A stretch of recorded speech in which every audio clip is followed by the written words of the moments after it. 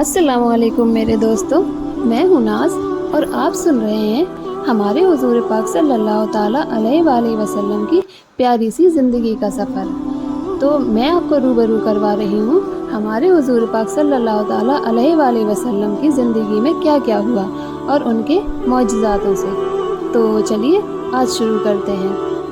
تو جب یمن کے بادشاہ نے عبد المطلب سے ساری علامتیں بیان کر دی، اس کے بعد عبد المطلب نے یمن کے بادشاہ سے کیا کہا؟ انہوں نے کہا، ہاں میرا ایک بیٹا تھا، میں اسے بہت چاہتا تھا۔ میں نے ایک شریف اور معزز لڑکی آمنہ بنت وہب عبد مناف سے اس کی شادی کر دی تھی۔ وہ میری قوم کی انتہائی باعزت خاندان سے تھی۔ اس سے میرے بیٹے کے ہاں ایک لڑکا پیدا ہوا۔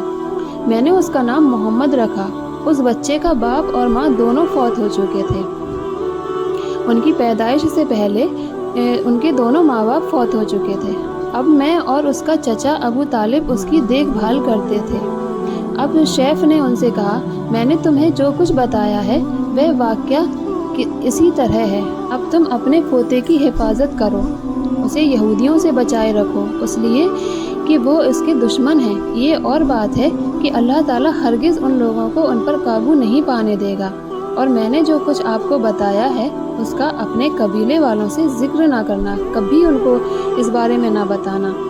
کہیں ایسا نہ ہو کہ ان سب باتوں کی وجہ سے ان لوگوں میں حسد اور جلن پیدا ہو جائے۔ یہ لوگ سوچ سکتے ہیں کہ یہ عزت اور بلندی آخر انہیں کیوں ملے، ولی اور یہ لوگ ان کے راستے میں رکاوٹیں کھڑی کریں گے۔ اگر یہ لوگ اس وقت تک زندہ نہ رہیں تو ان کی اولادیں یہ کام کریں گی۔ اگر مجھے یہ معلوم نہ ہوتا کہ اس نبی کے ظہور سے پہلے ہی موت مجھے آ لے گی تو میں اپنے اونٹوں اور قافلے کے ساتھ روانہ ہوتا اور ان کی سلطنت کے مرکز یثرب پہنچاتا، کیونکہ میں نے کتابوں میں پڑھا ہے یہ بات کہ شہر یثرب ان کی سلطنت کا مرکز ہوگا، ان کی طاقت کا سرچشمہ ہوگا، ان کی مدد اور نصرت کا ٹھکانہ ہوگا، اور ان کی وفات کی جگہ وہی ہوگی، اور انہیں دفن بھی وہیں پر کیا جائے گا۔ اور ہماری کتاب پچھلے علوموں سے بھری پڑی ہے۔ مجھے پتا ہے اگر میں اسی وقت ان کی عظمت کا اعلان کروں تو خود ان کے لیے اور میرے لیے خطرے پیدا ہو جائیں گے۔ یہ ڈر نہ ہوتا تو میں اسی وقت ان کے بارے میں یہ تمام باتیں سب کو بتا دیتا، عربوں کے سامنے ان کی سربلندی اور اونچے رتبے کی داستانیں سنا دیتا۔ لیکن میں نے یہ راز تمہیں بتایا ہے، تمہارے ساتھیوں میں سے کسی کو بھی یہ راز نہیں بتایا۔ اس کے بعد اس نے عبد المطلب کے ساتھیوں کو بلایا۔ ان میں سے ہر ایک کو 10 حبشی غلام، 10 حبشی باندیاں اور دھاری دار یمنی چادریں، بڑی مقدار میں سونا چاندی، 100 اونٹ اور انور کے بھرے ڈبے دیے۔ پھر عبد المطلب کو اس سے 10 گنا زیادہ اور بولا، سال گزرنے پر میرے پاس ان کی خبر لے کر ضرور آنا، ان کے حالات بتانا۔ سال گزرنے سے پہلے ہی اس بادشاہ کا انتقال ہو گیا۔ عبد المطلب اکثر اس بادشاہ کا ذکر اپنی باتوں میں کیا کرتے تھے۔ آپ کی عمر 8 سال کی ہوئی تو عبد المطلب کا انتقال ہو گیا۔ اس طرح ایک عظیم سرپرست کا ساتھ چھوٹ گیا۔ اس وقت عبد المطلب کی عمر 95 سال تھی۔ جس وقت عبد المطلب کا انتقال ہوا آپ ان کی چارپائی کے پاس موجود تھے۔ آپ رونے لگے۔ عبد المطلب کی عزول سے مقام پر ان کی دادا کشی کے پاس دفن کیا گیا۔ مرنے سے پہلے انہوں نے نبی کریم صلی اللہ تعالیٰ علیہ وآلہ وسلم کو اپنے بیٹے ابو طالب کے حوالے کیا۔ اب ابو طالب آپ کے نگران ہوئے۔ انہیں بھی آپ سے بے تحاشا محبت ہو گئی۔ ان کے بھائی عباس اور زبیر بھی آپ کا بہت خیال رکھتے تھے۔ پھر زبیر بھی انتقال کر گئے تو آپ کی نگرانی آپ کے چچا ابو طالب ہی کرتے رہے۔ انہیں بھی نبی کریم صلی اللہ تعالیٰ علیہ وآلہ وسلم سے بے انتہا محبت تھی۔ جب انہوں نے آپ کی برکات دیکھی، معجزے دیکھے تو ان کی محبت میں اور اضافہ ہو گیا۔ یہ مالی اعتبار سے کمزور تھے۔ 2 وقت سارے گھرانے کو پیٹ بھر کے کھانا نہیں ملتا تھا، لیکن جب نبی کریم صلی اللہ تعالیٰ علیہ وآلہ وسلم ان کے ساتھ کھانا کھاتے تو تھوڑا کھانا بھی ان سب کے لیے کافی ہو جاتا، سب کے پیٹ بھر جاتے۔ اسی لیے جب دوپہر یا رات کے کھانے کا وقت ہوتا تو اور سب دسترخوان پر بیٹھتے تو ابو طالب ان سے کہتے تھے، ابھی کھانا شروع مت کرنا، میرا بیٹا آ جائے پھر شروع کرنا۔ پھر آپ تشریف لے آتے اور ان کے ساتھ بیٹھ جاتے۔ آپ کی برکت اس طرح ظاہر ہوتی کہ سب کے شیر ہونے کے بعد بھی کھانا بچ جاتا۔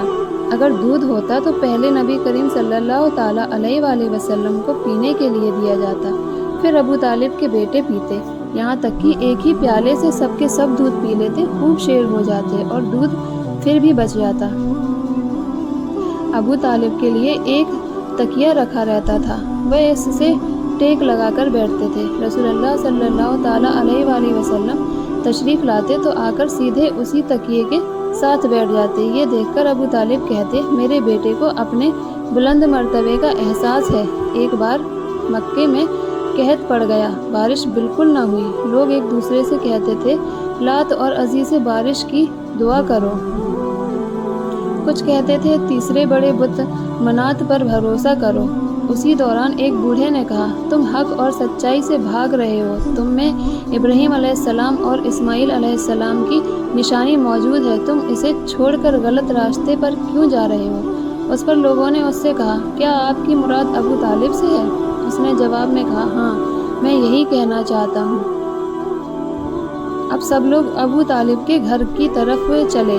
وہاں پہنچ کر انہوں نے دروازے پر دستک دی تو ایک خوبصورت آدمی باہر آیا۔ اس نے تہبند لپیٹ رکھا تھا۔ سب لوگ اس کی طرف بڑھے اور بولے، اے ابو طالب، وادی میں قحط پڑا ہے، بچے بھوکے مر رہے ہیں، اس لیے آؤ اور ہمارے لیے بارش کی دعا کرو۔ چنانچہ ابو طالب باہر آئے، ان کے ساتھ رسول اللہ صلی اللہ تعالیٰ علیہ وآلہ وسلم بھی تھے۔ آپ ایسے لگ رہے تھے جیسے اندھیرے میں سورج نکل آیا ہو۔ ابو طالب کے ساتھ اور بھی بچے تھے، لیکن انہوں نے آپ ہی کا بازو پکڑا ہوا تھا۔ اس کے بعد ابو طالب نے آپ کی انگلی پکڑ کر کعبے کا طواف کیا۔ یہ طواف کر رہے تھے اور دوسرے لوگ آسمان کی طرف نظر اٹھا اٹھا کر دیکھ رہے تھے، جہاں بادل کا ایک ٹکڑا بھی نہیں تھا، لیکن پھر اچانک ہر طرف سے بادل گھر گھر کر آنے لگے۔ اس قدر زوردار بارش ہوئی کہ شہر اور جنگل سیراب ہو گئے۔ ابو طالب ایک بار ذی الحجاز کے میلے میں گئے۔ یہ جگہ عرفات سے تقریباً 8 کلومیٹر دور ہے۔ ان کے ساتھ رسول اللہ صلی اللہ تعالیٰ علیہ وآلہ وسلم بھی تھے۔ ایسے میں ابو طالب کو پیاس محسوس ہوئی۔ انہوں نے آپ سے کہا، بھتیجے، مجھے پیاس لگی ہے۔ یہ بات انہوں نے اس لیے نہیں کہی تھی کہ آپ کے پاس پانی تھا، بلکہ اپنی بے چینی ظاہر کرنے کے لیے کہی تھی۔ چچا کی بات سن کر آپ فوراً سواری سے اترے اور بولے، چچا جان، آپ کو پیاس لگی ہے؟ انہوں نے کہا، ہاں بھتیجے، پیاس لگی ہے۔ یہ بات سنتے ہی آپ فوراً اترے اور اتر کے انہوں نے زمین پر پتھر مارا۔ آگے کیا ہوا یہ جاننے کے لیے میرے چینل کو سبسکرائب کریں، لائک، شیئر اور کامنٹ کریں، اور میں کل ملتی ہوں۔ اللہ حافظ۔